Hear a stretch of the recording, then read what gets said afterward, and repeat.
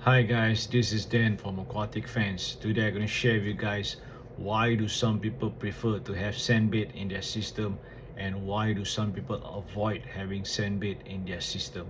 Okay, first thing first, let's talk about those people that avoid having a sandbait in their system. Why would they avoid?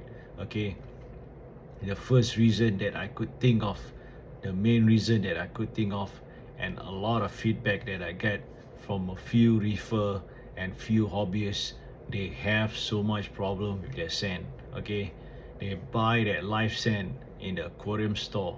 Eventually, they think that live sand will make magic for their aquarium, will do wonders for their aquarium because it's a live sand. There's a live living bacteria living in that sand. Then eventually that sand did not do much, eventually caused more problem in their system. The usual problem that people have of a new sandbait is they have those bacteria grow in the sand itself. The spread of bacteria, those bacteria that you don't want, those photosynthesis bacteria that you don't want in your system grow on the sand itself. And sometimes it's spread out of control and it's annoying you a lot, and sometimes it linger in your system for a very long time. Those are some of the minority of people. They avoid sandbait because they say that they had no luck with sandbait. Okay, so that is one of the few minority of people avoiding sandbait. Other than that, those people that don't want to have sandbait in their system is due to strategy, guys. It got nothing to do with bad experience. Okay, this is all the option and all the different strategy that those reefer or those hobbyists choose. Okay, they choose not to have sandbait not due to they have bad experience sandbait. It is due to a strategy. They want to have more circulation in their system. Okay, they want to have a better circulation in their system. They want to have that stronger wave maker in their system. They want to their system to be more robust. Okay, they can put their wave maker wherever they want, on the bottom of the aquarium, in the middle of the aquarium, on top of the aquarium, and they can push the aquarium to its limit with very strong circulation. Okay, some reefer they like to do that. I don't know why. Okay, I don't know what's the idea behind it, but actually our coral don't need that much circulation. Okay, they just need ample circulation, that's all, guys. You don't need to put a chaotic circulation that looks like you are standing in the middle of the ocean. Okay, the the circulation can be minor in your aquarium and your coral will do well. Just have ample circulation will do, guys. I don't have that idea. I don't know what is the strategy behind it, but you guys can comment down below and maybe we can chat. Maybe you guys got some experience with very strong circulation of wave maker in your system and it benefit the coral more. I'm not so sure about it, guys, but that is some of the few reasons some hobbyists they like to have that very strong circulation in their system. Okay, they like to have that water movement in their system. Okay, I'm not so sure whether it's day and night. Okay, you guys can do the research and maybe can find out from the internet or anywhere else or anywhere that's documented about this. Okay, but I'm not so sure whether they do it day and night, but I know that they have a stronger circulation whenever they go for bare bottom. That is part of their strategy. Okay, other than that, when they have a strong circulation, they have a better nutrient export, meaning none of that detritus or that dirt or that gunk or the nutrient can get stuck below when they have a sandbait in their system. So that is one of the few reasons. Okay, other than that I think of, they don't want their coral to get covered by the sand itself. Okay, this happened to a lot of reefer. Okay, it happens to me. I got a coral, a very small A can that I bought, which is about $20. Coral is not cheap, guys. Last time maybe you can get a small A can for $10 or $15, but this A can is very tiny A can. I bought it for $20. It's a red A can. Okay, it's a common A can, but money is still money. When I put it on the sand, I forget about it.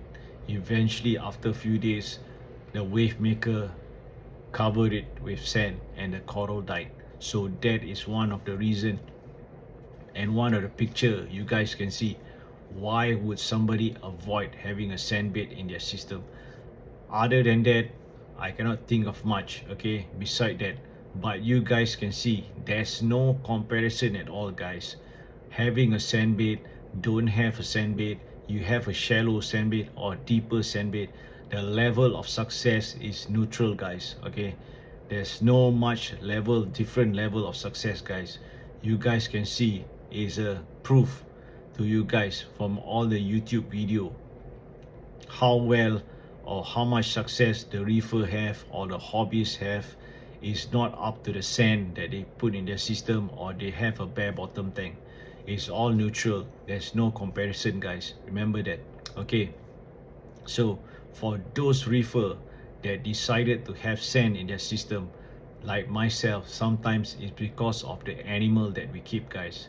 We want to keep that natural home for them, guys, so they feel happy and they have a good survival ratio in our system, guys. They can live longer in our system by we making those desired home for them, guys, a natural home which they like for them, guys. Like for instance, my Ras, whenever he feel intimidated, he will rush into the sand and hide into the sand, guys, when he feel threatened. So that is one of the reason that I have a deeper sand bed in my system, to have a longevity life for my Ras. And that Ras also is a utilitarian animal, guys, in my system. It is a beautiful fish, the leopard Ras, a beautiful fish. You guys can see I already put up a picture of the Ras start of this video. And that Ras also, they will look for food on the substrate itself, on the sand itself, and it helps me with the cleaning of the sand. So it's an advantage animal, a utilitarian animal if you have in your system. Okay, so that is a few things why some reefer don't want to have a sandbed in their system, and why do some reefer have a sandbed in their system. Okay, so the big question is whether having a sandbed or not having a sandbed, do you have equal success? Okay, this is, I'm not so sure about this. This is a real big puzzle, guys, a real big puzzle, and a lot of questions need to be answered, and it takes a lot of knowledge and a lot of years of experience to answer this question. It's a very complicated question. Like I said, I have that sand because of the animal that I keep, and you guys can see from the first picture that I put up on this YouTube video, I also have a sand shifting starfish. Okay, I have two sand shifting starfish in my 350 liter aquarium. So these two sand shifting starfish is also a utilitarian animal. It's helping me with the cleaning of the sand. But remember this, guys, do not keep too much sand shifting starfish in your system. Okay, you guys will be surprised if I say to you guys, why would not I keep too much sand shifting starfish in my system? Because they are cleaning my system. You guys need to remember this. They are cleaning your system also, and also they are consuming a lot of the bacteria in the sand itself, in the substrate itself. So you guys need to remember this. Do not overpopulate sand starfish in your system. What will happen is they will consume a lot of the bacteria in the sand, and probably the sand will give you problem. Okay, so towards the end of my video, I always give an advice to people, and I always give a tips towards the end of my video. Whenever you have a substrate, don't keep it too deep or don't keep it too shallow in your system. Okay, if it's too shallow, it avoid the purpose of having a substrate. Eventually your wave maker will blow the substrate away. Okay, it defeat the purpose of having a substrate. Your wave maker will blow the substrate, and eventually sometimes you will see the glass on the bottom of your aquarium. So remember this, guys, just keep it minimum about 2.5 cm of substrate, or 2 cm of substrate is just nice. But when you have a fish that sleep in a substrate or uses the substrate for its livelihood, try to keep it around 2.5 to 3 cm, like what I'm having now for my rest, to give the fish its natural home it deserve. Okay, so remember this, guys. So I'm gonna tell you guys a tip. Whenever you guys are having sand in your system or having a substrate in your system, don't over clean your substrate. Okay, this is a tip and advice. Experiment, I have done many experiment, and this is towards my years of knowledge. Do not over clean your substrate. Okay, remember this, don't over clean your substrate. So I'm gonna say thank you, guys. Thanks for watching.